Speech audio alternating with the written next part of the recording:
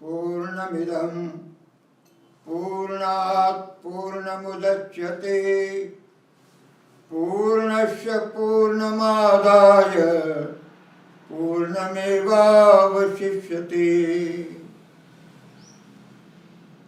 कृष्णाय वासुदेवाय हरये परमात्मने प्रणतक्लेशनाशाय गोविन्दाय नमो नमः। श्री कृष्ण गोविंद हरे मुरारे हे नाथ नारायण वासुदेव। श्री कृष्ण गोविंद हरे मुरारे हे नाथ नारायण वासुदेव। आज गीता के तीसरे अध्याय पर प्रवचन शुरू कर रहे हैं। इस अध्याय का नाम ही कर्मयोग है और गांधी जी ने अपने अनासक्ति योग में लिखा है कि गीता को समझने की कुंजी यह तीसरा अध्याय है। वैसे तो भगवान ने अर्जुन को या गीता की जो पूरी शिक्षा है वो दूसरे अध्याय में दे दी है। अब वे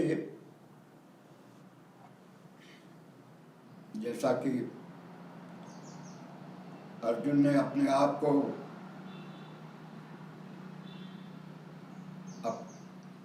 भगवान का शिष्य बता करके प्रार्थना की थी कि अब आप मुझे क्या करना है, मेरे लिए क्या उचित है ये समझाइए। मैं आपका शिष्य हूँ, मैं आपके शरण में आया हूँ। तो शास्त्रों के अध्ययन का और शास्त्रों की शिक्षा की एक पद्धति गीता में अगले अध्याय में बताई गई है कि तत्विद्धि प्रणिपातेन परिप्रश्नेन सेवया उपदेक्षन्ति ते ज्ञानम ज्ञानिनः तत्वदर्शिनः। तो आपको शिक्षा ग्रहण करनी है तो श्रद्धा पूर्वक नम्रता पूर्वक गुरु को पूजनीय समझकर प्रणाम करते हुए उनके प्रति भक्ति रखते हुए और उनसे प्रश्न पूछ कर उनकी सेवा करते हुए अगर आप कुछ सीखना चाहोगे तो आपको वो शिक्षा गुरु से प्राप्त हो सकेगी।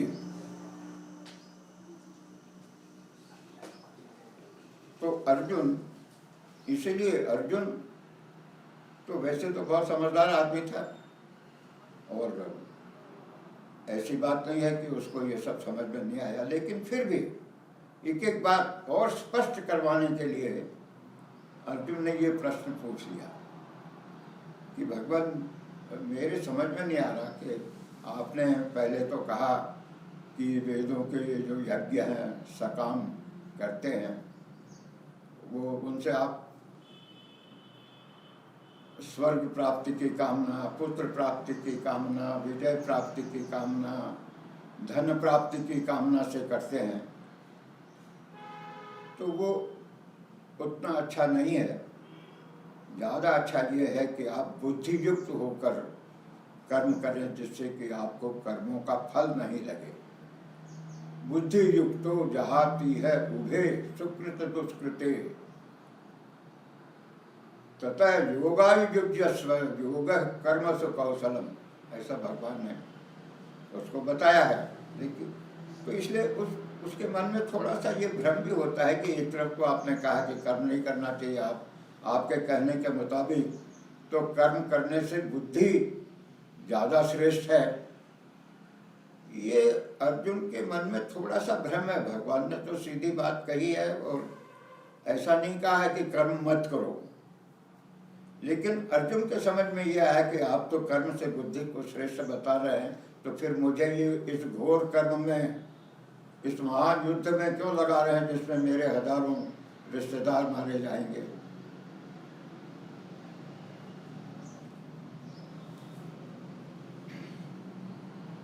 अर्जुन उवाच जायसी चेत कर्मणस्ते मता बुद्धिर्जनार्दन तत्किं कर्मणि घोरे मां नियोजयसि केशव। आप मुझे क्यों इस घोर कर्म में लगा रहे हो, जब आपने कह दिया कि बुद्धि, कर्म से बुद्धि ज़्यादा अच्छी है, तो मुझे शांति से बैठने दो। मैं भी यही कह रहा था कि मैं युद्ध नहीं करना चाहता, शांतिपूर्वक अपना भिक्षा मांग के अपना जीवन यापन कर लूँगा।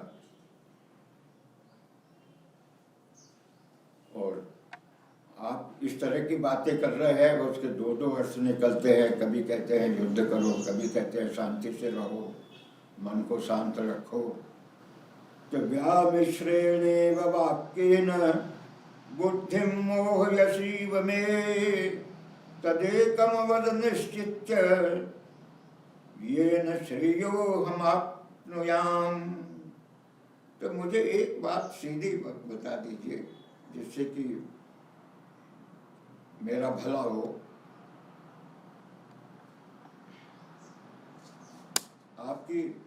आपने जो पहले बातें बताई है दो तरह की, तो उससे मेरा मन भ्रम में पड़ गया है।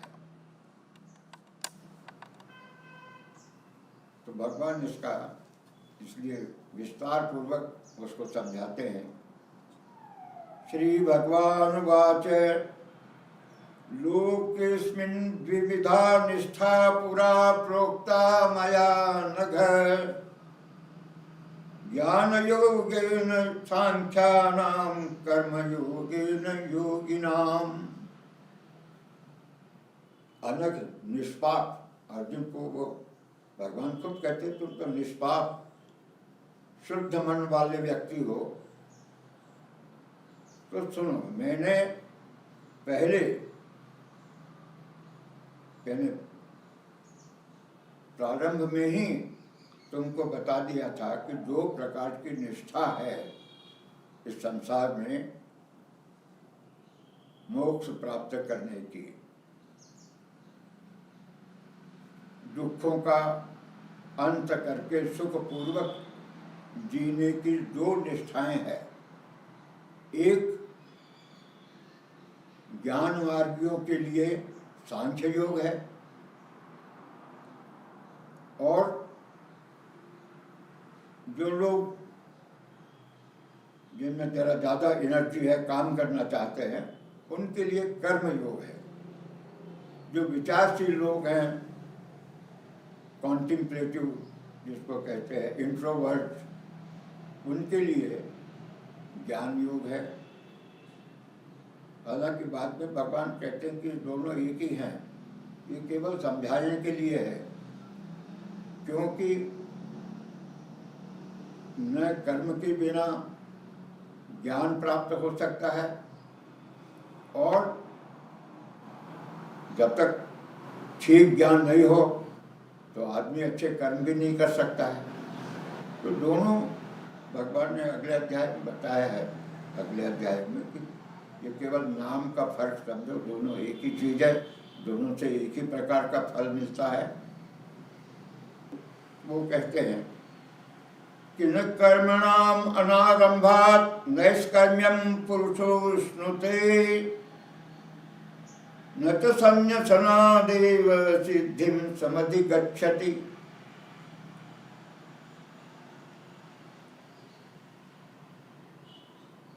कि कर्म को बिल्कुल छोड़ देने से कि हम कुछ नहीं कर्म करेंगे, ऐसा अगर कोई आदमी सोच ले और उससे मुझे निष्कर्म सिद्धि प्राप्त हो जाएगी, और कोई ये सोच ले कि मैं सब चीजें छोड़ दूं, सब प्रकार से संन्यास हो जाऊं, सब काम करना छोड़ दूं, तो इससे मुझे सिद्धि यानी मुक्ति मिल जाएगी। तो ये दोनों प्रकार का सोचना गलत है। निष्कर्म्यता उसको कहते हैं कि कर्म करते हुए भी उसका फल नहीं लगे, इस प्रकार की जो स्थिति है उसको निष्कर्म्यता कहते हैं कि कर्म हम कर रहे हैं लेकिन उन कर्मों का फल हमें नहीं भोगना पड़े, अच्छा हो या बुरा हो। वही भगवान ने बुद्धि योग या कर्म योग समझाते हुए कहा है कि कहा था, वही बात कह रहे हैं कि लेकिन ये मत समझो कि हम कर्म करना ही छोड़ दें। कुछ लोगों का ये ख्याल है कि कर्मों का फल हमें नहीं लगे, न अच्छा लगे न बुरा फल हमें भोगना पड़े, क्योंकि कर्मों के फल से जो भी मिलेगा अच्छा या बुरा आपको फिर से पुनर्जन्म लेना पड़ेगा। तो इसलिए भगवान ने कहा कि योग कर्मसु कौशलम, कर्म इस प्रकार से करो कि उनका फल चाहे वो अच्छे हों या बुरे हों फल नहीं भोगना पड़े, तब आदमी मोक्ष प्राप्त कर लेता है। तो यहाँ भगवान वही बात समझा रहे हैं कि अब कोई लोग सोचते कि अब तो हम कर्म करना ही बंद कर दें, तो उससे न हमें अच्छा फल मिलेगा न बुरा फल मिलेगा, तो अपने आप ही मुक्ति हो जाएगी। वो कहते कि नहीं, ऐसी बात नहीं है, कर्म तो आपको करना ही पड़ेगा। क्यों? न ही किंचित क्षणमपि जातु तिष्ठत्य कर्मकृत काजते यवसः कर्म सर्वः प्रकृति जय गुणैः। वो कहते हैं कि आपकी रचना ही इस प्रकार की हुई है, मनुष्य की प्रकृति ने आपको इस तरह से बनाया है कि आप बिना कर्म किए रह ही नहीं सकते। कोई भी मनुष्य किसी भी अवस्था में जब से वो जन्म लेता है तब से मृत्यु तक बिना कर्म किए रह ही नहीं सकता। तो खाना पीना सोना बोलना हंसना नहीं सोना जागना ये सब कर्म ही तो है। कर्म नहीं करना भी कर्म है। तो कहते कि आपकी रचना ही इस तरह की है मनुष्य की या सभी प्राणियों की कि बिना कर्म किए आपका जीवन चल ही नहीं सकता, बल्कि जीवन का लक्षण ही कर्म है। कोई आदमी मर गया या जिंदा है ये जानने के लिए ये देखते कि उसमें कुछ हलचल हो रही है कि नहीं, सांस ले रहा है कि नहीं, सांस लेना भी कर्म है। तो बिना कर्म किए तो मनुष्य जीवित रह ही नहीं सकता। इसलिए तुम्हारा ये सोचना गलत है कि हम कर्म नहीं करेंगे तो हमें अपने आप ही मुक्ति मिल जाएगी, न अच्छे फल मिलेंगे न बुरे फल मिलेंगे। कर्मेन्द्रियाणि संयम्य य आस्ते मनसा स्मरन् इंद्रियार्थान् विमूढ़ात्मा मिथ्याचारः स उच्यते। और समझो तुम किसी ने ये ठान लिया कि नहीं मैं कर्म नहीं करूँगा, इंद्रियों को बिल्कुल दबा करके रख लिया, मैं उठूंगा ही नहीं यहाँ से। हालांकि बैठे रहना भी कर्म है, लेकिन मान लिया किसी ने कि बलपूर्वक मैं अपने इंद्रियों को खाना नहीं खाऊंगा, पानी नहीं पीऊंगा, नहीं सोऊंगा, जागते ही रहूंगा, बलपूर्वक इंद्रियों को अपने वश में करने की इच्छा करता है, तो भगवान कहते कि ऐसा आदमी ढोंगी है। तो उसने उपवास तो कर रखा है लेकिन मन में लड्डू खा रहा है, पकवान खा रहा है कि हलवा बना, खाता तो अच्छा रहता है। शादी नहीं की लेकिन मन में हर तरह के विचार आ रहे हैं।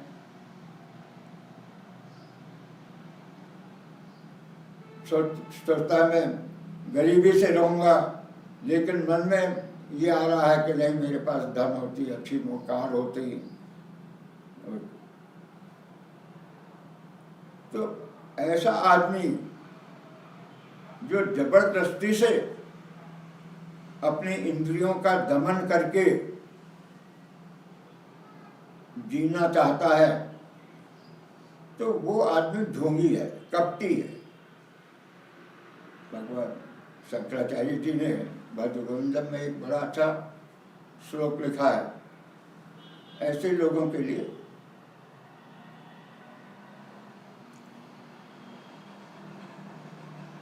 जटिलो मुंडी लुंचित केश कासायंबर बहुकृत वेश पश्यन्नपि न पश्यति मूढ़ है उदर निमित्तम बहुकृत वेश है। बहुत से लोग हैं दिखाने के लिए कि हम साधु हैं, किसी ने गिरवा वस्त्र पहन रखा है, किसी ने जटाएं बढ़ा रखी है, किसी ने सिर घोटा रखा है, कोई केस लुंचित करके। कुछ साधु होते कि वो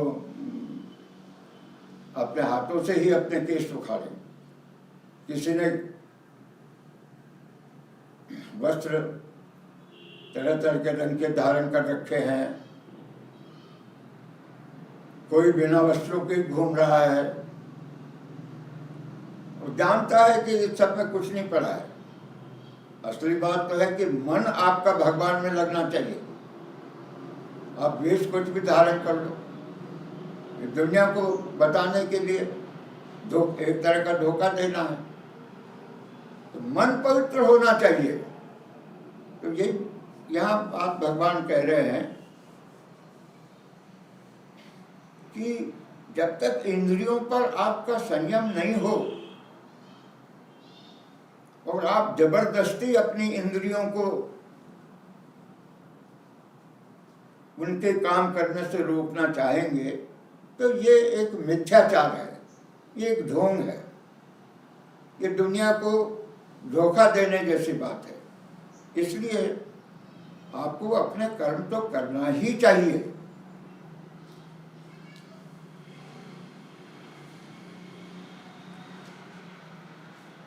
यस्तु इंद्रियाणि मनसा नियम्य आरभते अर्जुन कर्मेन्द्रिये कर्मयोगम असक्तः स विशिष्यते। अच्छी बात क्या है कि भाई इंद्रियों को संयम पूर्वक आप उनका नियमन करें, संयम से रहें, संयम से रहने की आदत डालें। उसके लिए आपको प्रयत्न करने पड़ेंगे, अभ्यास करना पड़ेगा, मन में वैराग्य की भावना जागृत करनी पड़ेगी कि इन इंद्रिय भोगों में कुछ नहीं पड़ा है। और उसके बाद अगर आप कर्म करते हैं इंद्रियों को अपने वश में रखते हुए, तो ये सच्चा कर्मयोग है। इसे कर्मयोग कहते हैं। आपकी आसक्ति नहीं रहे, ईश्वर की कृपा से जैसा भोजन मिल गया उसमें मस्त रहिए। ये नहीं कि मुझे तो मिठाई चाहिए, मुझे तो वैसा चाहिए, घी ही चाहिए, तब तक मैं भोजन नहीं करूँगा। ईश्वर की कृपा समझ करके जो भी आपको मिले उसको प्रसन्नता पूर्वक प्रसाद समझ करके ग्रहण करो। फिजूल इंद्रियों के भोगों के पीछे मत भागो, जिंदगी भर भटकते रहोगे। यही बात दूसरे अध्याय में उन्होंने स्थित प्रज्ञ के लक्षणों में बताई है। उसी बात को अब क्योंकि अर्जुन ने प्रश्न पूछा है तो उसको फिर से समझा रहे हैं। नियतम कुरु कर्मत्वम कर्म जायो कर्मणः शरीर यात्रा पिचतेन प्रसिद्धेत कर्मणा।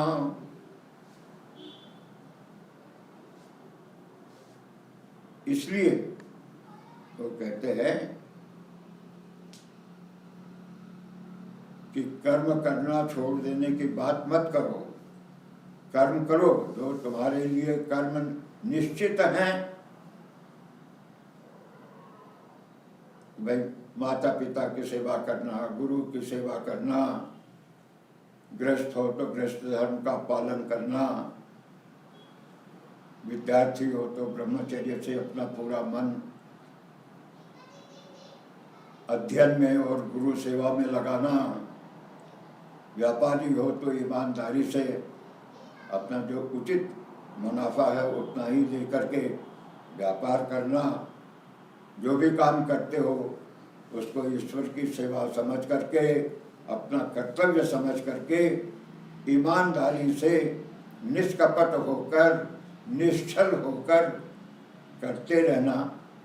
ये जो कर्म शास्त्रों में बता दिए गए हैं,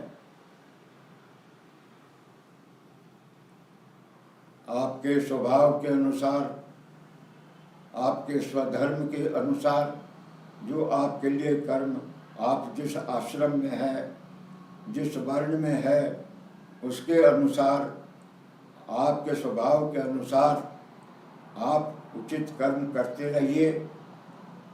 यही आपके लिए श्रेयस्कर है। और नहीं कर्म करोगे तो तुम्हारा जीना ही मुश्किल हो जाएगा। जी नहीं सकोगे तुम, बिना कर्म के कोई जी ही नहीं सकता। पंगु हो जाओगे, बीमार हो जाओगे।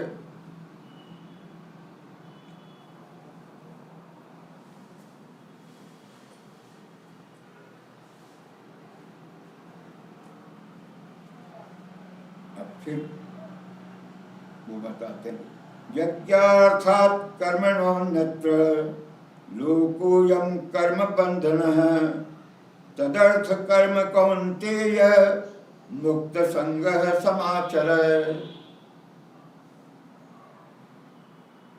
कहते कि ये नियम जरूर है कि कर्मों का फल तो मिलता है, वो भोगना पड़ेगा, लेकिन उसका एक जो अपवाद है वो ये है कि अगर आपने यज्ञ के लिए कर्म किया है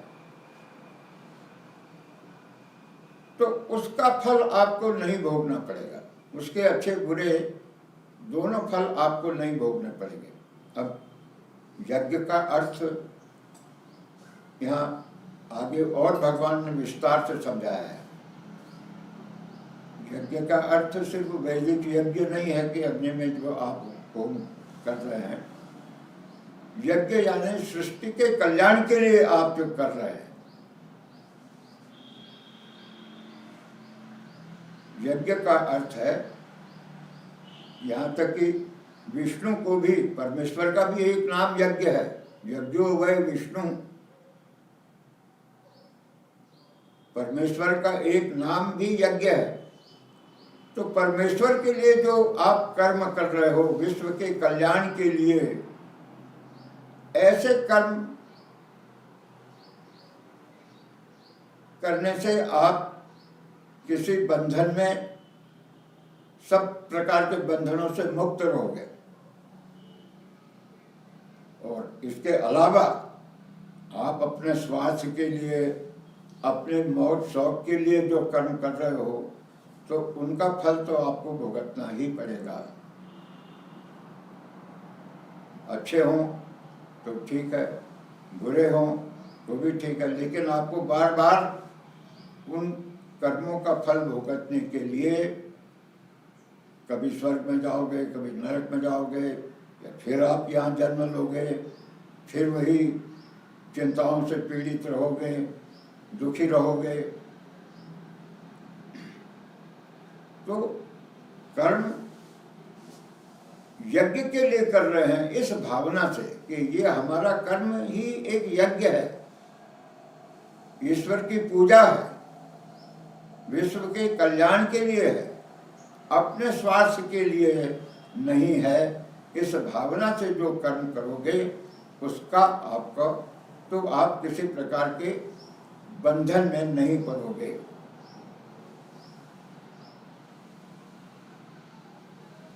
अब ये यज्ञ की भावना, उनका कि परमेश्वर ने जब सृष्टि पैदा की, जब मनुष्य को उत्पन्न किया, तब उसी समय यज्ञ भी उत्पन्न किया।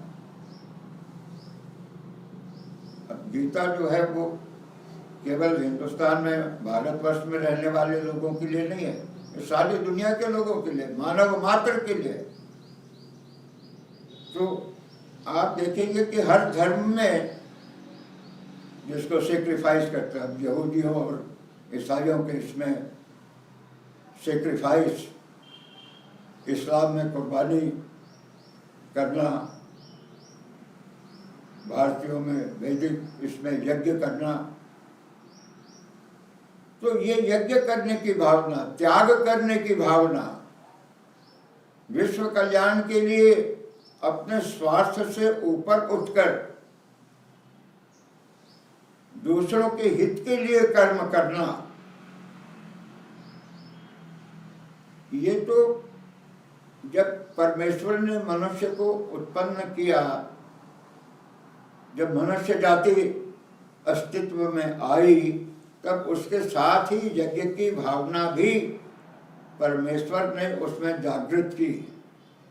यज्ञ की भावना के साथ ही प्रजापति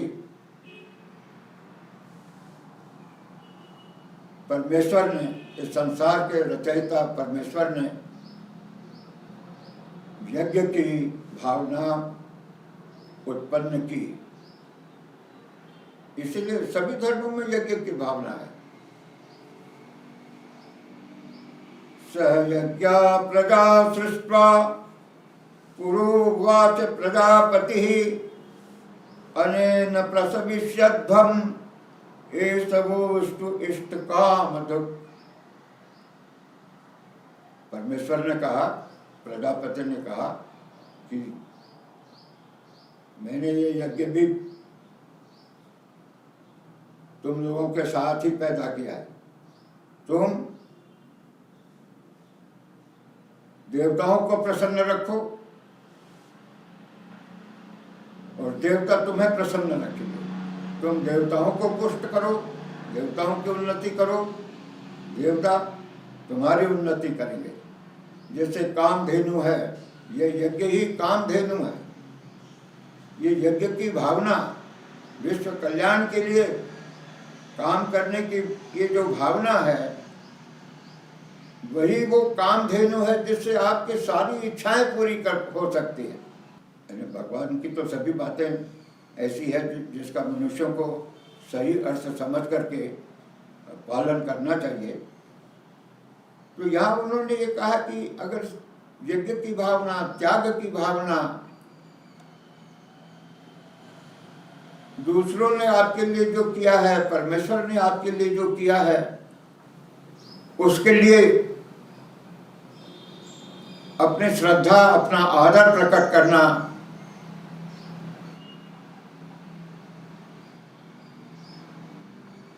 जैसे आप एक साधारण थैंक यू कहते हैं, ये एक तरह से परमेश्वर को थैंक यू कहना है। यज्ञ करना या नहीं, अगर बहुत ही साधारण भाषा में समझा है तो थैंक यू।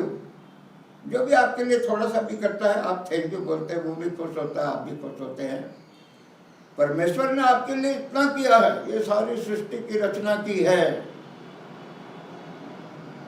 आपके लिए अन्न पैदा किया है, आपके लिए इतनी सुविधाएं, हवा, जल, अग्नि। मान लिया अग्नि नहीं होती तो क्या करता मनुष्य? जीवित रह सकता था। पानी नहीं होता तो जीवित रह सकता था।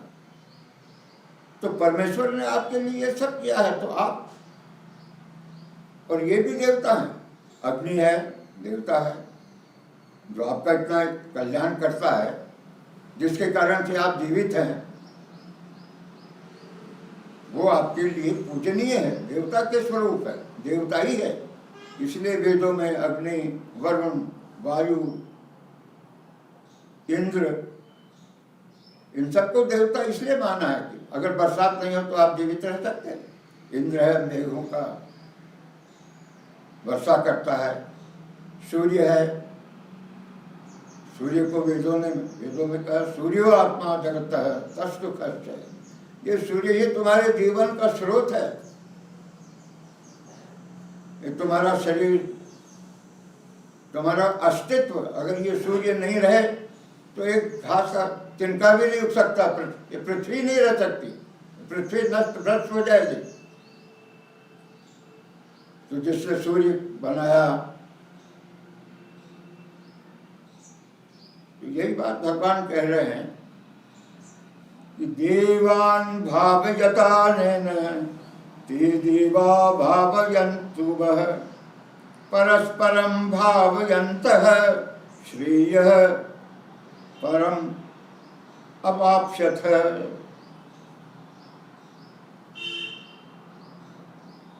ये देवता हैं, ये देवता आपको जो देते हैं उसको आप इन देवताओं को वापस करो।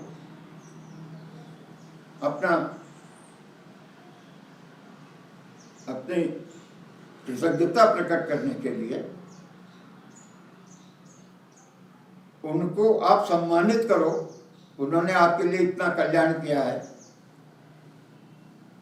अब देवताओं को अब ये समझने की बात है कि जैसे पानी है, पानी को आप स्वच्छ रखो, यही उसका सम्मान है। पानी को प्रदूषित मत करो, हवा को प्रदूषित मत करो। आप हवा को अच्छी रखोगे तो हवा आपको स्वस्थ रखेगी, पानी को स्वच्छ रखोगे तो पानी आपको कई बीमारियों से बचाएगा। आप अग्नि को आदरपूर्वक उसका इस्तेमाल करोगे तो आपका काम करेगी, नहीं तो आपको जला देगी।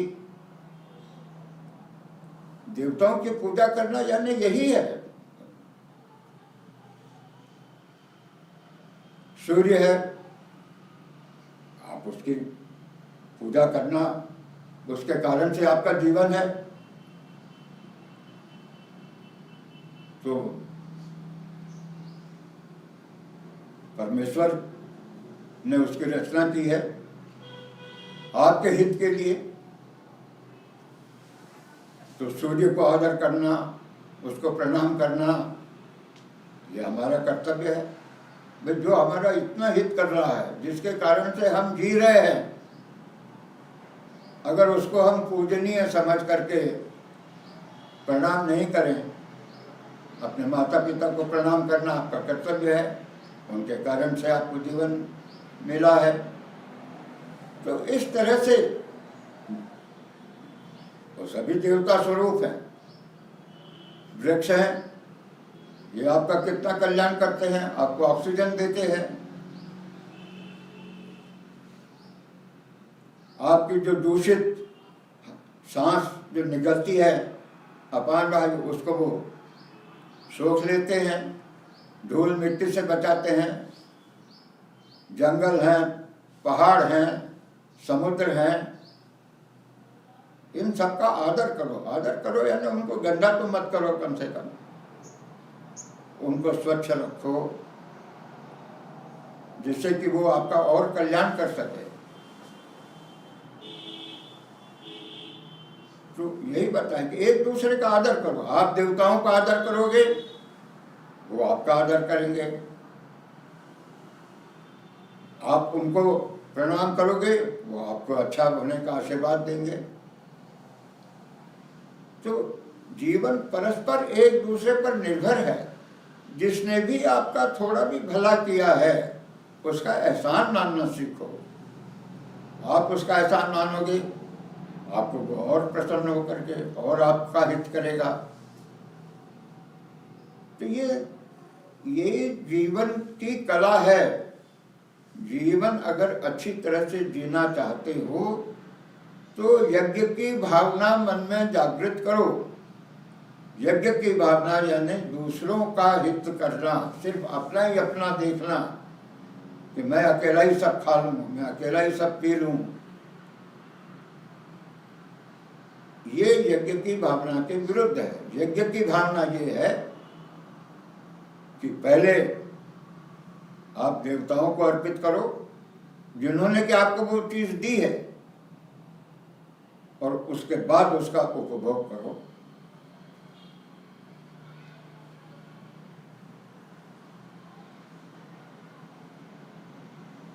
तो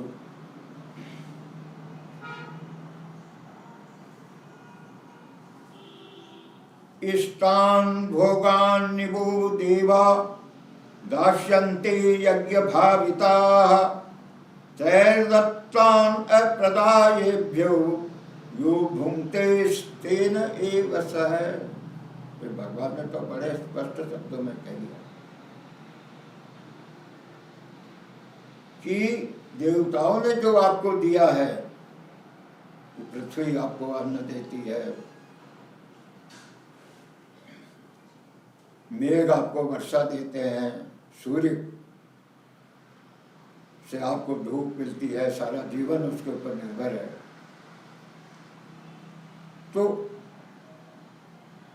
अगर आप उनको अर्पित किए बगैर किसी वस्तु का उपभोग करते हो तो आप चोर हैं। बहुत स्पष्ट शब्दों में कहा। क्यों? अगर देखा जाए तो सारा अन्न है वो ईश्वर की कृपा से ही पैदा हो रहा है।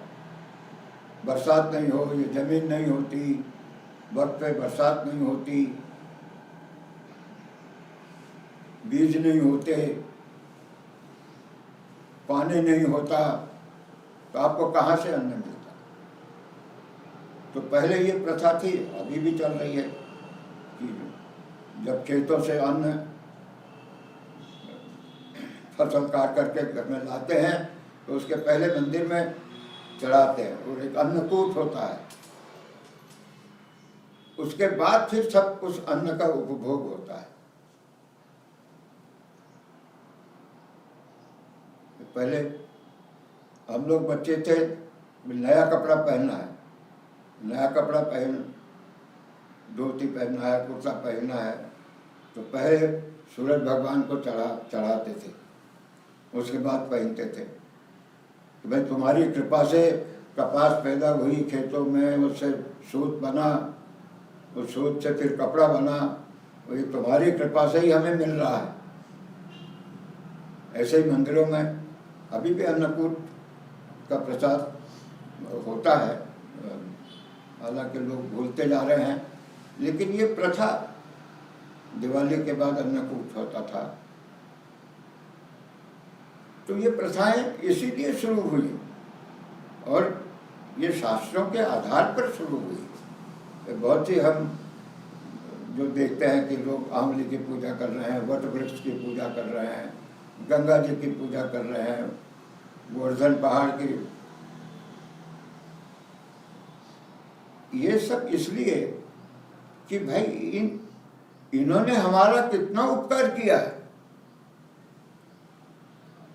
वन नहीं होते, पर्वत नहीं होते, नदियां नहीं होती,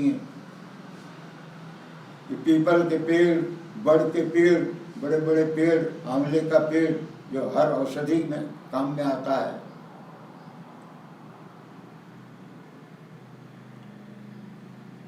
जिनके ऊपर हमारा जीवन निर्भर है, उनका सम्मान करना, उनके प्रति अपनी कृतज्ञता बताना, यही यज्ञ है। और यज्ञ में भी जो आहुति देते हैं तो ये कहते हैं इदम इंद्रस्य इदम न मम, ये मेरा नहीं है, ये इंद्र का है, उसको वापस दे रहा हूं। ये भावना थी, अभी भी यज्ञ करते हैं, लेकिन भगवान ने आगे बताया कि यज्ञ के और मतलब होते हैं। यज्ञ खाली ये अग्नि में होम डाल करना यही नहीं है।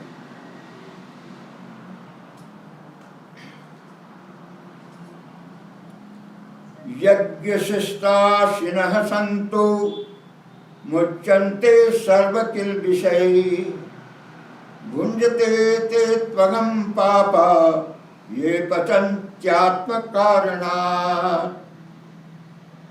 कहते हैं कि यज्ञ के बाद जो बचा हुआ है, भगवान को अर्पण करने के बाद जो भोजन बच गया है, उसको प्रसाद स्वरूप आप ग्रहण करें तो आप हर प्रकार के पापों से मुक्त हो जाएंगे। और देखिए कितनी अच्छी प्रथाएं थी। हम तो अज्ञान के कारण से हंसते थे कि हमारी माँ जब भोजन बना लेती थी तो पहले अग्नि में थोड़ा सा डाल देगी, फिर कुत्ते के लिए निकालेगी, गाय के लिए निकालेगी, फिर मंदिर के महंत, मंदिर से कोई आदमी आता था तो उसको एक थाली परोस के देती थी। ये यज्ञ था। उसके बाद फिर सब लोग भोजन करते थे। और मैक्स मुलर ने लिखा है वैदिक, उसने वेदों का बड़ा अध्ययन किया है, जर्मन विद्वान था, फिर जाके इंग्लैंड में रहने लगा। उसने बहुत रिसर्च की वेदों पर। उसने लिखा है कि जब उस समय की बात है, घर में खाना बन जाता था तो गृह स्वामी वो घर के बाहर आकर के जोर से कहता था कि भोजन तैयार है, कोई भूखा हो, कोई अतिथि हो तो वो कृपा करके आ जाए, भोजन कर ले। और कोई भी आता था। अभी आजकल तो अपन सोचते भगा देते हैं लोगों को। कोई भी अपरिचित भी आ जाता था, अतिथि देवो भव, मातृदेवो भव, पितृदेवो भव, आचार्य देवो भव, अतिथि देवो भव। 4 प्रकार के ये देवता, इनको देवता कहा। कोई भी आ जाता था, पहचान का हो, नहीं पहचान का हो, आपकी जाति का हो, नहीं हो, तो उस समय ये नियम था कि शाम को अगर कोई भी आपके घर में आ गया तो आप उसको बिस्तर देंगे, उसके लिए सोने की व्यवस्था करेंगे, भोजन की व्यवस्था करेंगे। अतिथि देवो भव। तो उस जमाने में इसलिए कोई भूखमरी, कोई भूख से मर रहा है, इतनी शर्म की बात है। हिंदुस्तान जैसे देश में, जहाँ की ऐसी संस्कृति है, वहाँ लोग भूख से मर जाते हैं। इससे ज्यादा शर्म की क्या बात हो सकती है? और जबकि इतना अन्न है, लेकिन अब कोई आया हमारे यहाँ थोड़ा भीख मांगने तो हम भगा देते हैं क्योंकि काम नहीं कर सकते। क्या तुम तो बड़े हट्टे कट्टे हो। तो हमें नहीं मालूम उसकी बेचारे की क्या परिस्थिति है, किस अवस्था में आया है। हर एक को भीख मांगते हुए शर्म आती है। ऐसा कोई आदमी कोई बहुत खुशी से किसी से भीख मांगने नहीं जाता। बहुत मजबूरी में आता है तो उसको अगर आपने थोड़ा दे दिया तो ये हमारी संस्कृति है। ये यानी ये हमारे शास्त्रों में, अब हमारी गीता में है। और गीता क्या है? जो उपनिषदों और वेदों में है उसका निचोड़ है। गीता हमारे यहाँ 3 मुख्य माने गए हैं शास्त्र। एक वेद, उपनिषद। उपनिषद को ही वेदांत कहते हैं, वेदों का आखिरी हिस्सा, जिसमें वेदों की अच्छी शिक्षा जो है, उन्नत, best that has been thought. Max Muller कहता है कि दुनिया में जो सबसे अच्छा से अच्छा, ऊंचा से ऊंची बात सोची गई है वो उपनिषदों में है। इससे ऊंची बात, ये मैक्स मुलर का कहना है, जो कि एक विदेशी था। उपनिषदों में जो बात सोची गई है, जो विचार है, उनसे ऊंचा मनुष्य जाति ने अब तक कुछ सोचा ही नहीं है। ऐसा मैक्स मुलर कहता है। उनका ये निचोड़ है गीता में। अब ऋग्वेद में आया है कि जो आदमी सिर्फ अपने लिए खाता है, अपने लिए पकाता है, वो पाप ही खा रहा है। ये बात गीता में भगवान कृष्ण फिर दोहरा रहे हैं।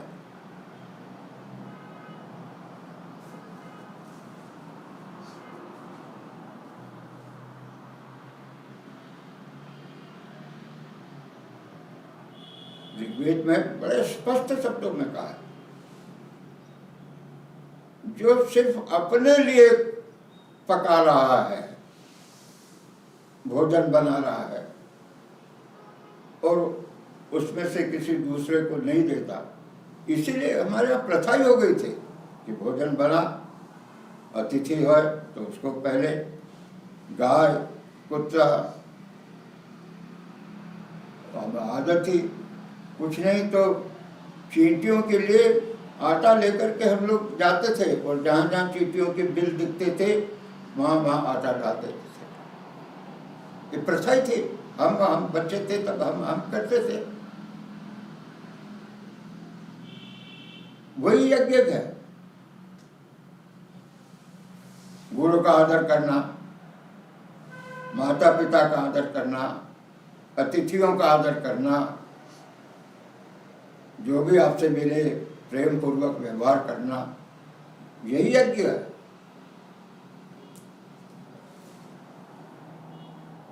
तो जो यज्ञ से बचा हुआ जो रह गया है उसका भोजन जो करता है उसे किसी तरह का पाप नहीं लगता।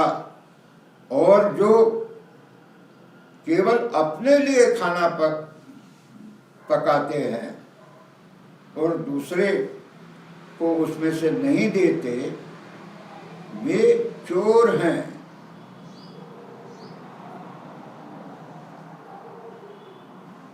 पाप खा रहे हैं, पाप कर रहे हैं, ऐसा भगवान कृष्ण कहते हैं। और ये वेदों पर आधारित है। वेद में है केवलाघो भवति केवलादि, ऋग्वेद में, कि जो सिर्फ अपना अकेला खाता है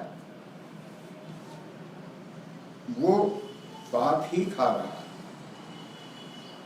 इसलिए कई लोगों में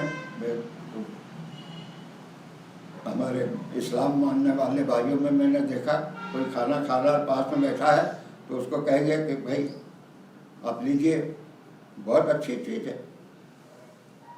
हम भूलते जा रहे हैं। अभी ट्रेन में कई बार जाते हैं और मैंने देखा कोई मुसलमान भाई खाना खा रहा, उसने अपना निकाला और मैं पास में बैठा हूँ, आप खाना लीजिए, खाना खाइए। अब ये अलग बात है कि तुम कह देते भाई नहीं मैं खा लिया यार मुझे, लेकिन वो उस आदमी में इतनी महानता है, उस इस्लाम धर्म की ये विशेषता है कि वो ये यज्ञ की भावना है। यही तो गीता कह रही है।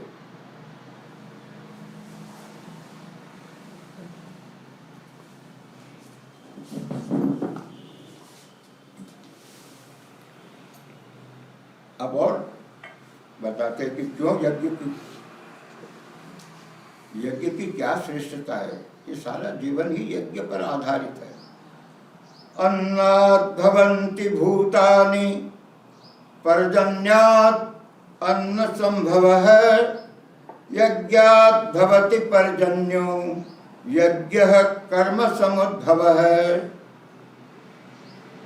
कर्म ब्रह्मोद्भवं विद्धि ब्रह्माक्षर समुद्भवम्, तस्मात् सर्वगतं ब्रह्म नित्यं यज्ञे प्रतिष्ठितम्। अब यहाँ उन्होंने पूरी फिलॉसफी बताई है कि यज्ञ कैसे। अन्नात् भवन्ति भूतानि, ये सारे प्राणी जो है वो अन्न से उत्पन्न हुए। अन्न नहीं हो तो ये न उत्पन्न होंगे न जीवित रह सकते हैं।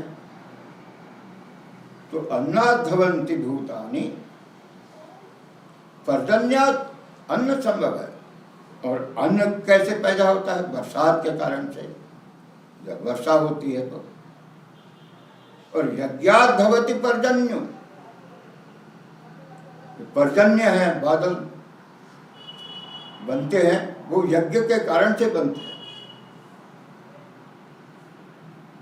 सूर्य भी यज्ञ कर रहा है, उसकी जो आग तपती है उससे समुद्रों का पानी ऊपर उठता है, बादल बनता है। और वैदिक काल में इतने यज्ञ होते थे कि उन यज्ञों का धुआं भी जाके पानी बरसाता था।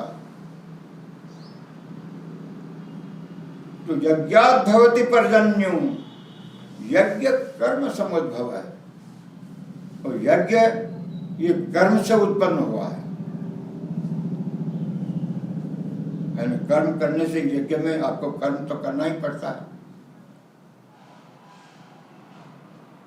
तो यही नहीं, यज्ञ कर्म समुद्भव है का मतलब है कि कर्म ही यज्ञ है। आप जो कर्म करते हैं, ये इसलिए भगवान बता रहे हैं कि अर्जुन ने कहा कि नहीं कर्म कर रहे तो कर्म ही यज्ञ है। और कर्म ब्रह्मोद्भवम, कर्म ब्रह्म से उत्पन्न हुआ है।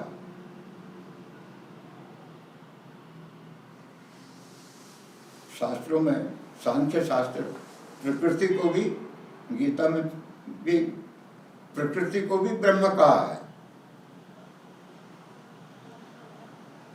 तो ये जो कर्म है वो प्रकृति से उत्पन्न हुआ है। यानी मनुष्य को बनाया ही इस तरह से प्रकृति ने बनाया है कि वो बिना कर्म किए रह ही नहीं सकता। और इसलिए, और प्रकृति ईश्वर ने बनाई है, इसलिए यज्ञ में ईश्वर ही है। ये ईश्वर का ही रूप है यज्ञ में। 4 श्रेणियां बता दी। यज्ञ कर्म से उत्पन्न हुआ, कर्म प्रकृति से उत्पन्न हुआ, प्रकृति ब्रह्म से उत्पन्न हुई। तो यज्ञ परमेश्वर से ही उत्पन्न हुआ। जैसे किसी का पड़पोता है, पड़पोता, उसी में आप समझ लीजिए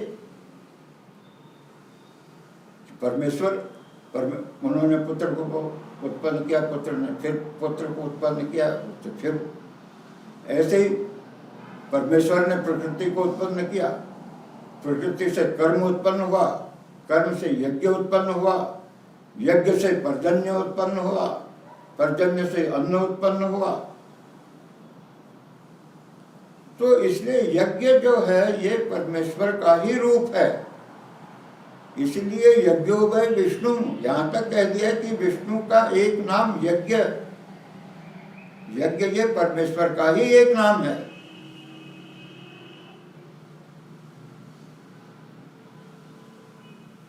इसलिए वो कहते हैं कि ये जो चक्र शुरू हुआ है उसमें आपका पूरा योगदान होना चाहिए। ये यज्ञ का चक्र है।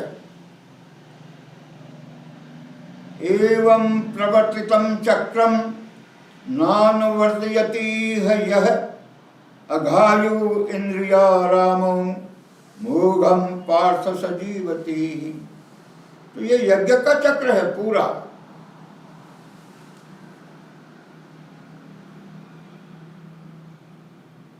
परमेश्वर, प्रकृति, कर्म, यज्ञ, पर्जन्य, अन्न, फिर उस अन्न से फिर मनुष्य और प्राणी उत्पन्न होते हैं। तो इस चक्र को जो चालू नहीं रखता उस आदमी का जीवन ही व्यर्थ है। ये यज्ञ का जो चक्र है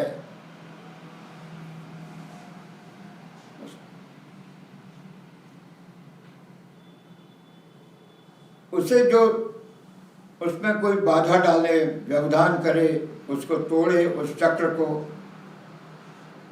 को चलने से रोके, तो वो उस आदमी से का तो मर जाना ही अच्छा है, उसका जीवन व्यर्थ है।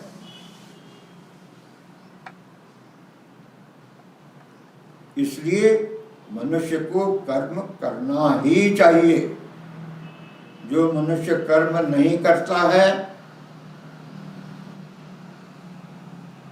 उसका जीवन व्यर्थ है, उसका जीना नहीं जीना बराबर है। तो ये भगवान अर्जुन को समझा रहे हैं कि तुम जो ये कहते हो कि बिना कर्म के, तो आप कह रहे हो कि कर्म से तो बुद्धि को आप ज़्यादा श्रेष्ठ बता रहे हो, तो मैं क्यों कर्म करूं, मुझे आप इस घोर कर्म में क्यों डाल रहे हैं। तो भगवान ने इतना कह करके उसे समझाया है कि जो व्यक्ति कर्म नहीं करता उसका जीवन ही व्यर्थ है। अब एक बात और कही, उसके अर्थ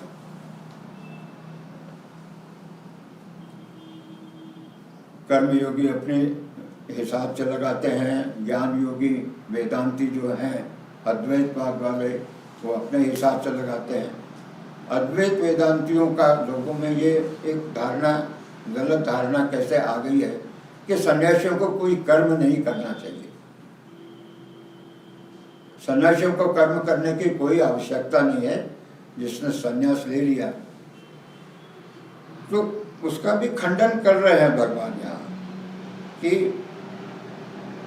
यस्तु आत्मरतिरेव स्यात् आत्मतृप्तश्च मानवः आत्मन्नेव च संतुष्टः तस्य कार्यम न विद्यते।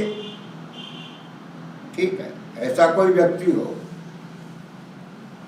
जो हमेशा परमेश्वर में ही डूबा हुआ है, परमेश्वर में ही उसका मन लगा हुआ है और दूसरी तरफ सांसारिक कामों की तरफ उसका कोई ध्यान ही नहीं जाता,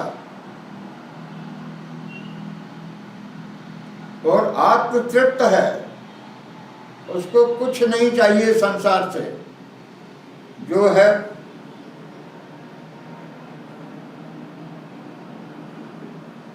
और अपने से ही संतुष्ट है, दूसरों से उसका कोई लेना देना संबंध व्यवहार नहीं है। ऐसा अगर कोई आदमी हो तो उसके लिए कोई कर्म करने की आवश्यकता नहीं है, उसके लिए कोई कर्तव्य शेष नहीं रह जाते। लेकिन ऐसा आदमी मिलना ही मुश्किल है।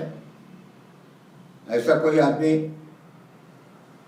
दिखता है कि जो इतना भगवान में डूबा हुआ है कि उसको दुनिया में क्या चल रहा है इसके कोई भान ही नहीं है, उसको अपने लिए कुछ नहीं चाहिए, खाना भी नहीं मिला तो चलेगा, पानी भी नहीं पिया तो चलेगा, सांस भी रुक गई तो चलेगा,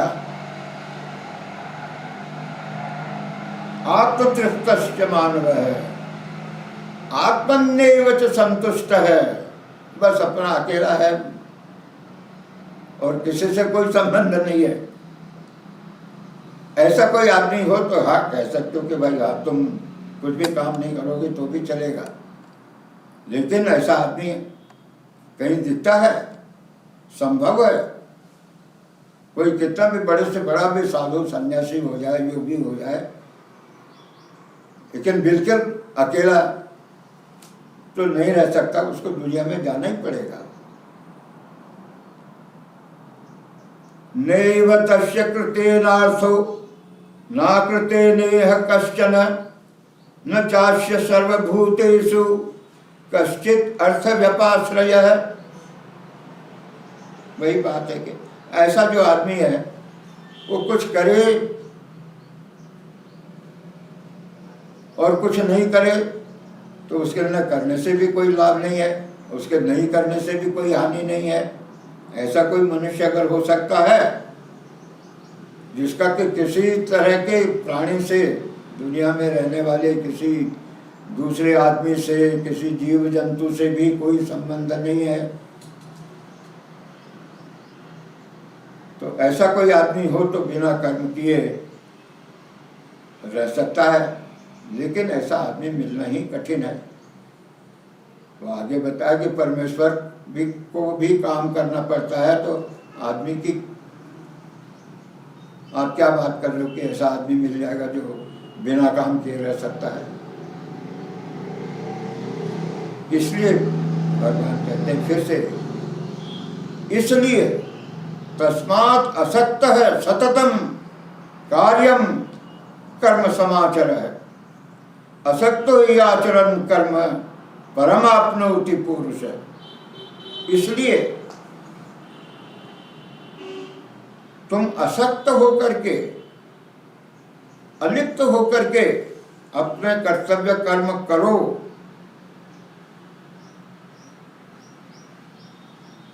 इस प्रकार कर्म करने से ही आप परमेश्वर को प्राप्त कर सकते हो, आपको परम सिद्धि प्राप्त हो सकती है, आप मोक्ष प्राप्त कर सकते हो, जो कि सबसे बड़ा पुरुषार्थ है। 4 पुरुषार्थों में सबसे श्रेष्ठ पुरुषार्थ मोक्ष, परमेश्वर की प्राप्ति, मुक्ति है। तो वो कर्म करने से ही, लेकिन असक्त, दूसरों के हित के लिए, बिना उन कर्मों में लिप्त होते हुए, बिना उन कर्मों के करने के बदले में कुछ पुरस्कार चाहते हुए, फल चाहते हुए आप अगर कर्म करते हैं तो वो आपको मोक्ष प्रदान, मुक्ति दे सकता है, मुक्ति के अधिकारी आप बन सकते हैं। इसलिए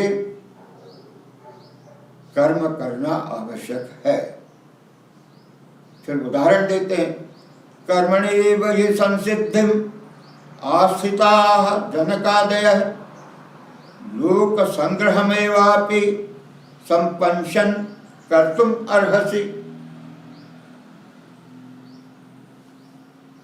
जनक जैसे लोग हो गए हैं,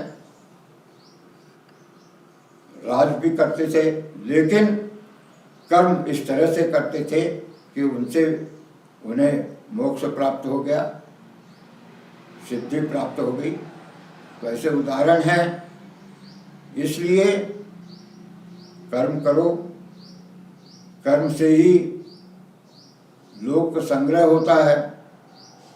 ये कर्म करने से ही ये समाज व्यवस्थित रूप से चल सकता है, ये सृष्टि चल सकती है। अगर कर्म नहीं करोगे तो ये सृष्टि ही नहीं चल सकती, नष्ट हो जाएगी। अगर सूरज उगना बंद कर दे, चंद्रमा शीतलता देना बंद कर दे, पानी बरसना बंद हो जाए, तो क्या ये सृष्टि चलेगी? ये भी कर्म है।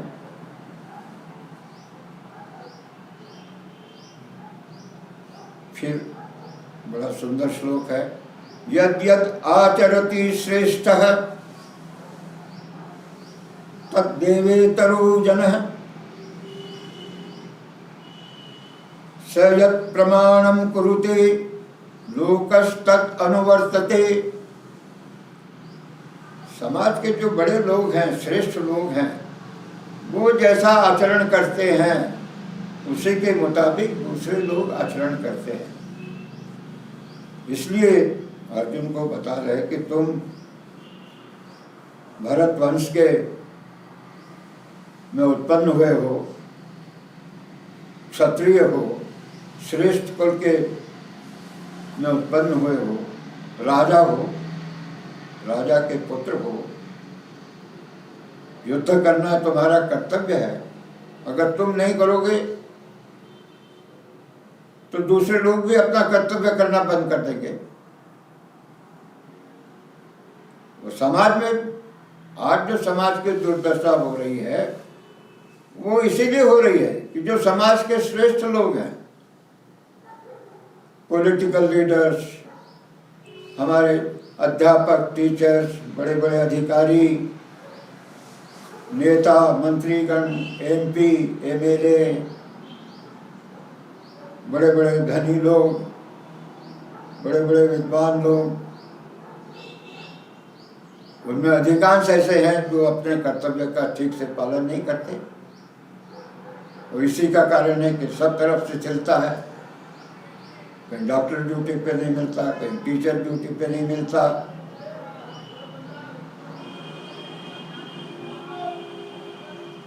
तो जो समाज के श्रेष्ठ लोग हैं, नेता है, जो समाज का नेतृत्व कर रहे हैं, उनका ये कर्तव्य है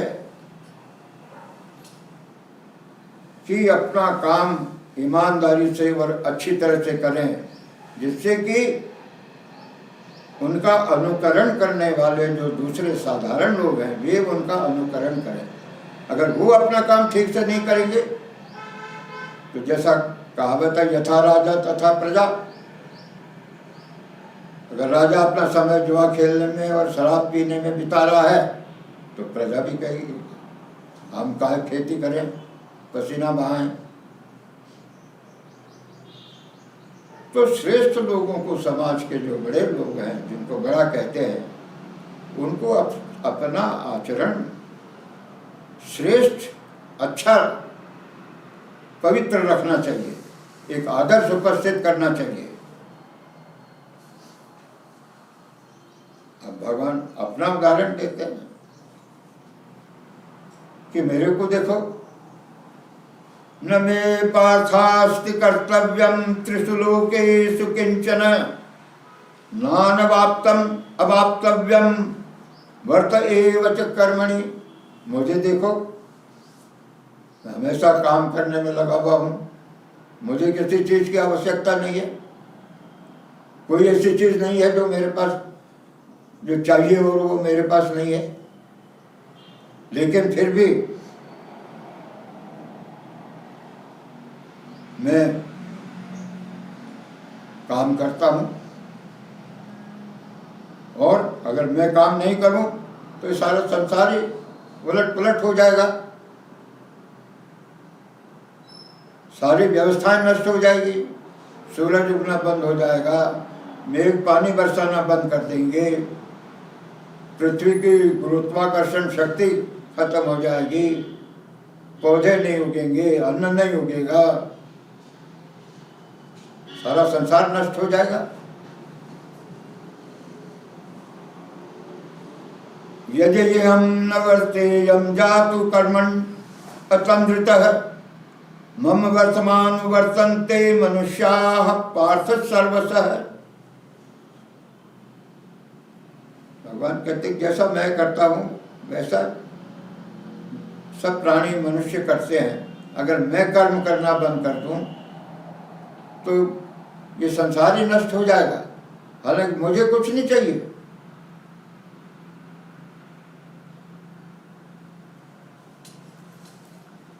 ईश्वर को किस बात की कमी है, लेकिन वो कहता है कि फिर भी मैं कर्म करता हूं,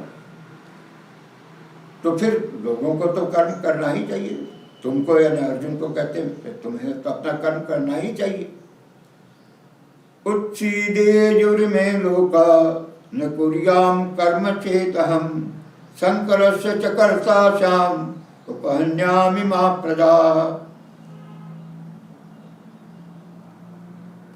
सारी प्रजा नष्ट हो जाएगी अगर मैं कर्म करना। सक्ता कर्मण्य विद्वांसो यथा कुर्वन्ति भारत कुर्याद् विद्वांस तथा सक्तः चिकीर्षुर लोक संग्रहम्।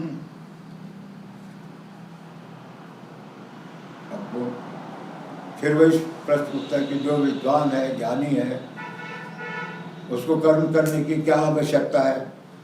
वो कहते हैं कि उसने भी वैसे ही कर्म करना चाहिए जैसे अज्ञानी लोग कर्म करते हैं। ज्ञानी हो जाने के कारण से, संन्यास ले लेने के कारण से आपको कोई कर्म करने से छुट्टी नहीं मिल सकती। कर्म तो आपको करना ही पड़ेगा। न बुद्धिभेदम जनयेत अज्ञानाम कर्म संगिनाम जोषयेत् सर्वकर्माणि विद्वान युक्तः समाचरन्। तो भगवान ये भी कहते हैं कि भाई जो लोग कर्म अपना कर रहे हैं उनको आप मत बरगलाओ कि कर्म मत करो। वो भले सकाम कर्म करते हो, भले वो फल की इच्छा से कर्म कर रहे हो, उनको अपने कर्म करने दो। तो भगवान ने जो दूसरे अध्याय में कहा है कि ये जो वेदों में बताए हुए सकाम यज्ञ हैं वो ठीक नहीं है, तो वो कहते हैं कि लेकिन कर रहे हैं तो करने दो उनको, रोको मत। क्योंकि कर्म करना कर्म नहीं करने से ज्यादा अच्छा है, चाहे वो सकाम कर्म ही क्यों नहीं हो।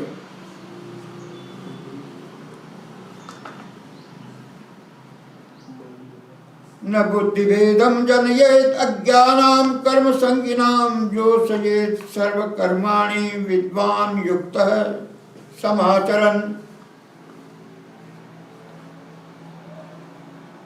अब आगे वो और कहते हैं कि लोग सोचते हैं कि मैं कर्म कर रहा हूं, तो ये भी मत सोचो कि तुम कर्म कर रहे हो, तुम युद्ध करोगे। और ये कर्म तो प्रकृति तुमसे करवाएगी, करवाती है। ये कर्म जो है, तुम जो कुछ भी करते हो वो प्रकृति तुमसे करवा रही है। तुम इस बात का अहंकार मत पालो कि मैं कर रहा हूं।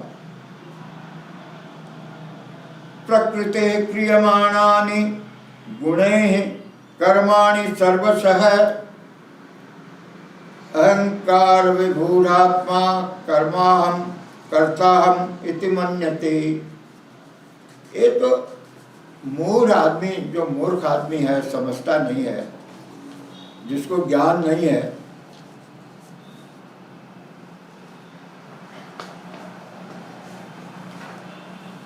जिसको ज्ञान नहीं है, वो ये सोचता है कि मैं कर रहा हूं। ये सब कर्म प्रकृति करवाती है, प्रकृति कर रही है। ये शरीर, ये इंद्रियां, आंखें, हाथ, पैर, ये मन, बुद्धि, ये सब प्रकृति के अंग है। तुम जो आत्मा हो वो तो बिल्कुल शुद्ध बुद्ध, कुछ करता ही नहीं है। ये सब कर्म भी कर रहे हैं, वो प्रकृति कर रही है।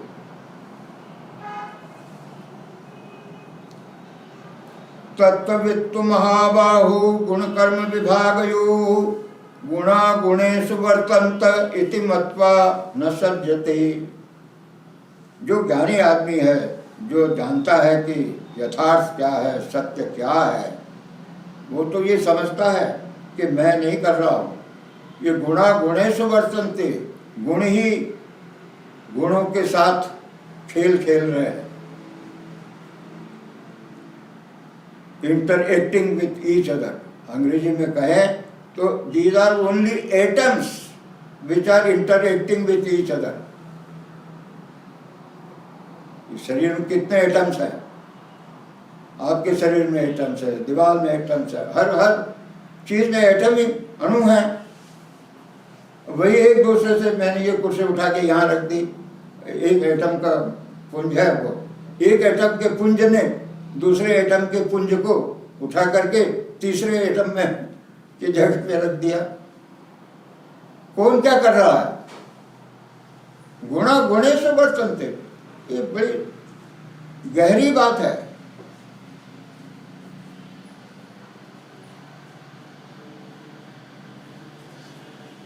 इसलिए जो ज्ञानी आदमी है वो, उसको ये अहंकार नहीं होता कि मैं कर रहा हूं। तुम्हारे हाथ नहीं होते तो क्या करते, पैर नहीं होते तो क्या करते? ये भगवान ने दिए हैं, प्रकृति ने दिए हैं। प्रकृतिर्गुण सम्मूढ़ा सज्जन्ते गुण कर्मसु ताम कृष्ण विदो मंदान कृष्णमिन्न विचालयेत्। इसलिए जो जो काम कर रहे हैं लोग, उनको अपना अपना काम करने दो। उनको मत समझाओ कि नहीं, कर्म विद्वान आदमी के लिए, ज्ञानी आदमी के लिए कोई कर्म करने की जरूरत नहीं है।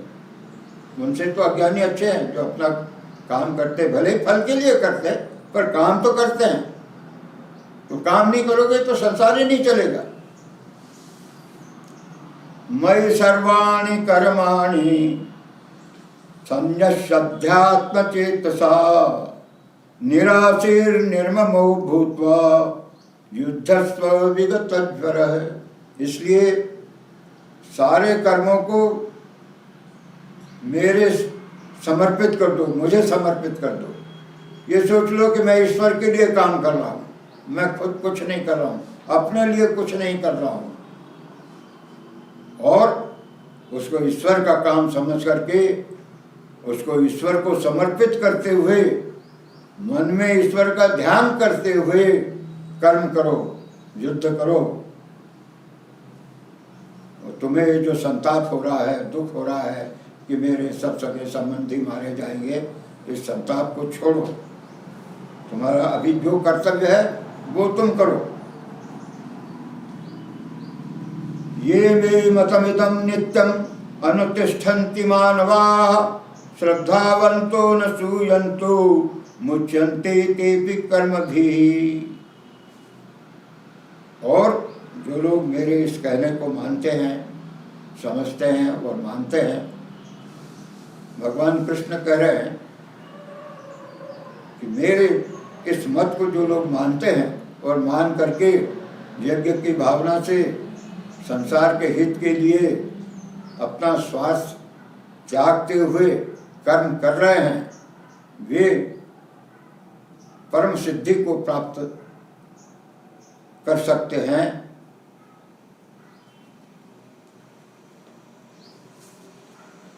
ये तो इदभ्यसूयन्तो नानुतिष्ठन्ति मे मतम् सर्वज्ञान विबुधांस्तान् विद्धि नष्टान चेतसः।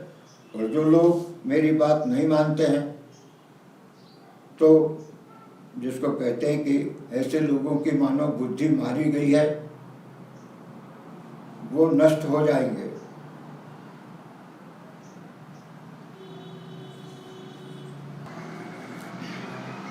फिर एक सवाल उठता है कि सदृशं चेष्टते स्वस्या प्रकृतिर्ज्ञानवानपि प्रकृतिं यान्ति भूतानि निग्रह किं करिष्यसि। कहते हैं कि जब सब प्रकृति ही कर रही है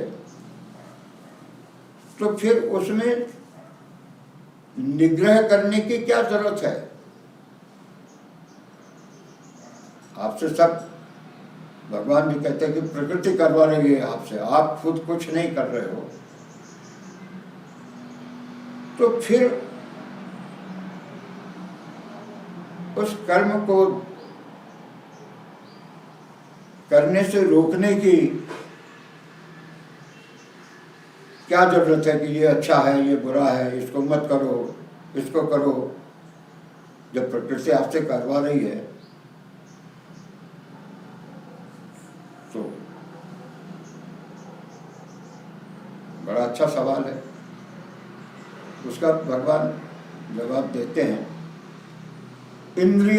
इंद्रियस्यार्थे राग द्वेषो व्यवस्थितौ तयोर्नवसमागच्छेत् तो यस्य परिपंथिनौ। उसने कहा कि ठीक है, लेकिन अब मनुष्य को कुदरत ने कुछ इस तरह से बनाया है कि उसमें राग और द्वेष है। किसी चीज को वो खुद अच्छा समझता है, अच्छी समझता है, किसी को बुरी समझता है, किसी को प्यार करता है, किसी से नाराज होता है, किसी से खुश होता है। तो ये जो मनुष्य में जो प्रवृत्ति है राग और द्वेष की, दूसरे अध्याय में भी स्थित प्रज्ञ के लक्षणों में भगवान ने यही बात बताई थी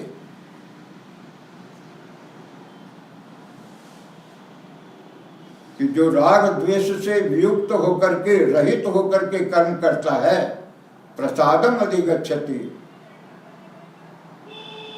वो हमेशा प्रसन्न रहता है। और प्रसन्न चेत सोयासु बुद्धि पर्यवतिष्ठते। और जो प्रसन्न चित्त रहता है राग द्वेष से विमुक्त होकर के कर्म करने वाला व्यक्ति, उसकी बुद्धि हमेशा स्थिर रहती है, ऐसा भगवान ने बताया दूसरे अध्याय में। और ये भी बताया जो विषयों के बारे में हमेशा सोचता रहता है उसकी बुद्धि नष्ट हो जाती है और उसका विनाश हो जाता है। तो राग और द्वेष ये मनुष्य के शत्रु हैं, ये मनुष्य से गलत काम करवाते हैं। प्रकृति तो अच्छी है, आप प्रकृति के मुताबिक चलो तो सब काम ठीक होंगे, लेकिन बीच में आप अपना अड़ंगा लगा देते हैं कि नहीं मुझे ये अच्छा लगता है, मुझे ये अच्छा लगता है, मैं यही करूँगा। तो इसी के कारण से फिर गड़बड़ होती है। तो इसलिए वो कहते हैं कि जो प्रकृति तुमसे करवा रही है वो जरूर करो, अपना अड़ंगा उसमें मत लगाओ कि मुझे ये अच्छा लगता है, मुझे वो बुरा लगता है, इसलिए मैं ये करूँगा। जैसे अर्जुन कि भाई प्रकृति तो तुम्हारी ये है, क्षत्रिय हो, युद्ध करने की है, अब तुमने अपना अहंकार राग द्वेष उसमें डाल दिया कि मेरे रिश्तेदार हैं, मैं कैसे उनको मारूं। प्रकृति तो तुम्हारी ये है कि युद्ध के लिए आए हो, यहाँ तक खड़े हो, प्रकृति तो तुमको युद्ध करने के लिए यहाँ तक ले आई है। अब तुम्हारा अहंकार कह रहा है कि नहीं, मेरे मोह कह रहा है कि मेरे गुरु है, दादा है, बाप चचेरे भाई हैं, भले ही बदमाश हों, मैं उनको कैसे मारूं। तो इसलिए वो कहते कि जो प्रकृति तुमसे करवा रही है उसे अवश्य करो। श्रेयान् स्वधर्मो विगुण है, पर धर्मात् स्वनुष्ठितात्, स्वधर्मे निधरम श्रेय, पर धर्मो भयावह। आगे भी इस बात को विस्तार से समझाया है। तो भगवान कहते हैं कि जो प्रकृति ने तुम्हारे लिए तुम्हारे स्वभाव के मुताबिक जो कर्म निश्चित कर दिए हैं उन्हें करो। दूसरे के अच्छे कर्म कि दूसरे का जो स्वभाव है उसके मुताबिक वो शायद कर्म अच्छे हो तो मैं उनके मुताबिक कर्म करूं, तो ये ठीक नहीं है। जो तुम्हारी प्रकृति ने तुम्हारे लिए नियत कर दिया है, तुम क्षत्रिय हो, प्रकृति ने तुम्हारे लिए युद्ध करना और युद्ध से नहीं भागना, ये निश्चित किया है तुम्हारा कर्तव्य प्रकृति ने। अब तुम उसको छोड़ करके तुम सोचते हो कि मैं सन्यासी बन जाऊं, मैं भिक्षा मांग के जी लूं। भले सन्यासी का जीवन तुम्हें बहुत अच्छा लगता हो, बड़ा शांतिमय जीवन है, लेकिन जो तुम्हारा धर्म है, प्रकृति ने तुम्हारे लिए जो नियत कर दिया है उसको ही करना। उसमें भले तुम्हें मरना भी पड़े तो अपने स्वभाव के अनुसार कर्म करते हुए मर जाना अच्छा है, बनिस्बत कि आप दूसरे के स्वभाव के मुताबिक कर्म करो, भले तुम्हें वो कितने ही अच्छे लगते हो।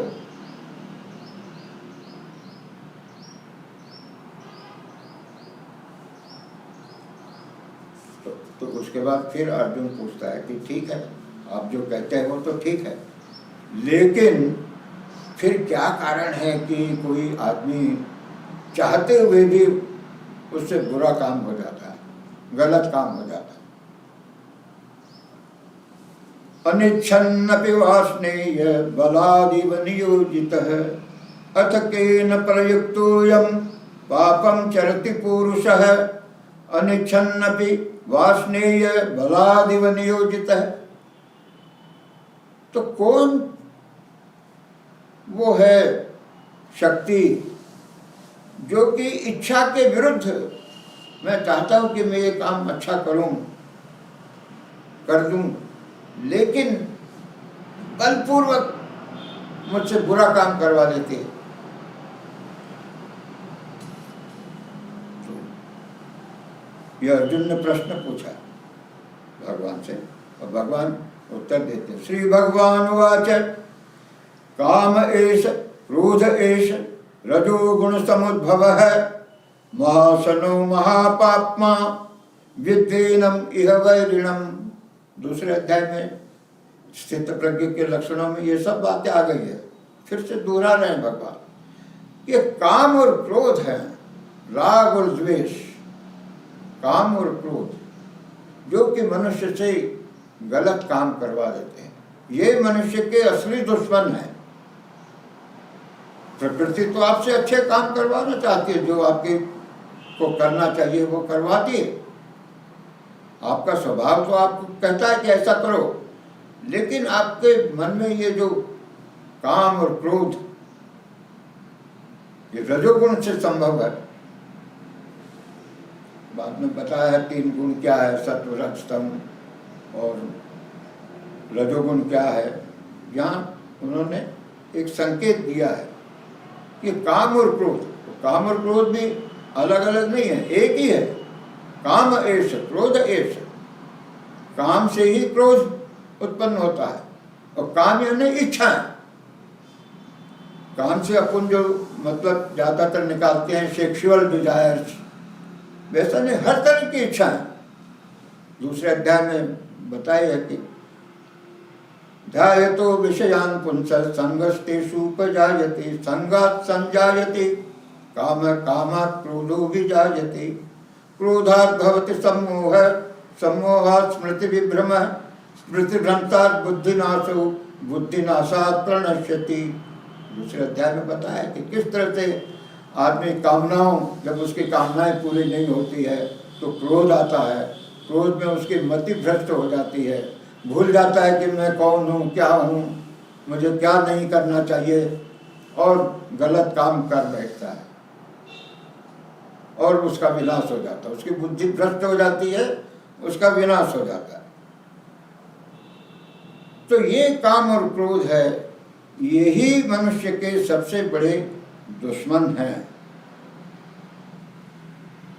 धूमेनाव्रियते वह्निः यथा दर्शो मलेन च यथोल्बेनावृतो गर्भस्तथा तेनेदमावृतम। ये काम और क्रोध क्या है? जैसे अग्नि के चारों तरफ धुआं है, जैसे गर्भ में बच्चा है तो उसके रक्षा के लिए एक झिल्ली जैसी में लिपटा रहता है, उसको जेर कहते हैं, या कांच आईना है उसके ऊपर धूल जमी हुई है। इस तरह से ये काम और क्रोध ये आपकी बुद्धि को भ्रष्ट कर देते हैं, सही रास्ते पे जाती हुई को भटका देते हैं। तो ये आपके सबसे बड़े दुश्मन हैं। आवृतम ज्ञानमेतेन ज्ञानिनो नित्य वैरिणा काम रूपेण कौन्तेय दुष्पूरेणा नलेन च। ये एक ऐसी आग के समान है जो कभी बुझती नहीं है। इसमें आप जितना घी डालोगे उतनी, यानी जितनी आप अपने कामनाओं को पूरी करते रहोगे उतनी वो बढ़ती जाएगी, वो कभी कम नहीं होने वाली है। ये इस तरह की अग्नि है। तो इसलिए अपनी कामनाओं को सीमित रखो, अपनी इच्छाओं को सीमित रखो। इंद्रियाणि मनो बुद्धिर अस्याधिष्ठानम् उच्यते एतैर्विमोहयत्येष ज्ञानम् आवृत्य देहिनम्। और ये राग और द्वेष आपकी इंद्रियों में बैठे हुए हैं, वही उनको मिसगाइड करते रहते हैं, ये करो वो करो, ये ठीक नहीं वो ठीक नहीं। तस्मात् त्वम् इंद्रियाण्यादौ नियम्य भरतर्षभ पाप्मानं प्रजह्येनं ज्ञान विज्ञान नाशनम। इसलिए अपनी इंद्रियों को काबू में रखो, इंद्रियों को वश में रखो। दूसरे अध्याय में भी यही बात बताई थी।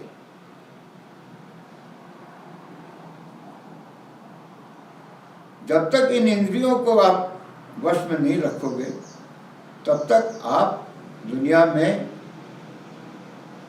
आपको करने के लिए जो उचित है वह नहीं कर पाओगे, क्योंकि ये इंद्रियां जैसा पता है कि झटके में आपको खींच के कहीं से कहीं ले जाएगी। और आपसे गलत काम करवा देंगे।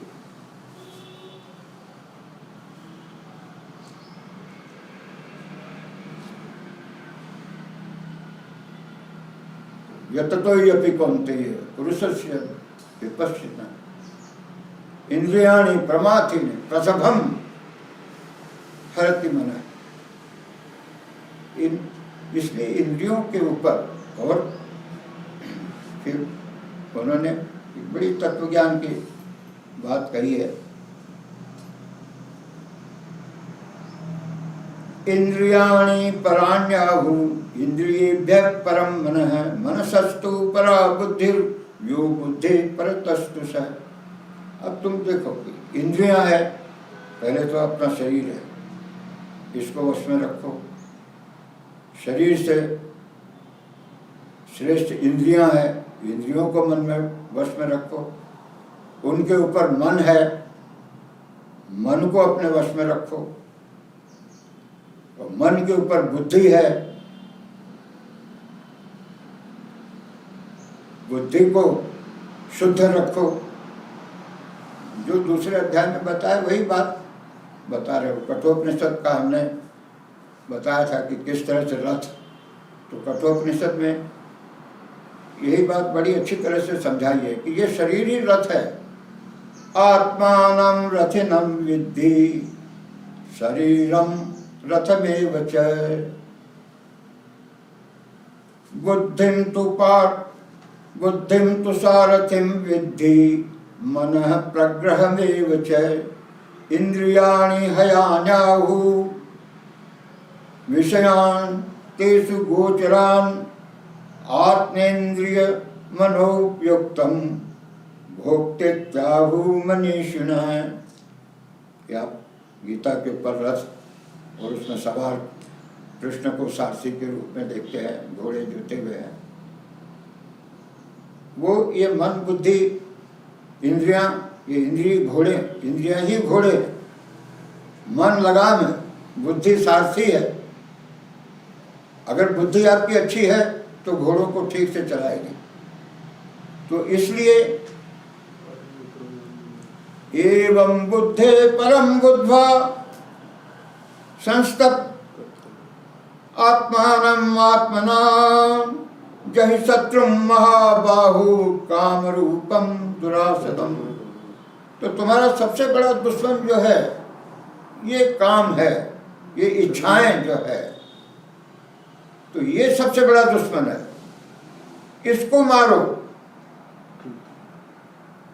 बुद्ध धर्म में भी कहा है मार काम का ही नाम एक मार है, कि मार जो है ये दखल देता रहता है। दूसरे धर्मों में शैतान का नाम दिया है, ये शैतान है, आप अच्छा काम कर रहे हो, वो शैतान आपको भटका देता है। तो ये मार, शैतान, काम एक ही चीज है। तो ये काम है, जो इच्छाएं हैं उनको अपने वश में रखो। ये तुम्हारी सबसे बड़ी दुश्मन है। इस काम रूपी शत्रु को अगर आप नष्ट कर दो तो आप इस जीवन में सुख से रह सकते हो। इस तरह से भगवान का कहा हुआ यह तीसरा अध्याय समाप्त होता है। ओम पूर्णमदः पूर्णमिदं पूर्णात् पूर्णमुदच्यते पूर्णस्य पूर्णमादाय पूर्णमेवावशिष्यते। श्री कृष्ण गोविंद हरे मुरारे हे नाथ नारायण वासुदेवाय कृष्णाय वासुदेवाय हरये परमात्मने प्रणत क्लेशनाशाय गोविंदाय नमो नमः।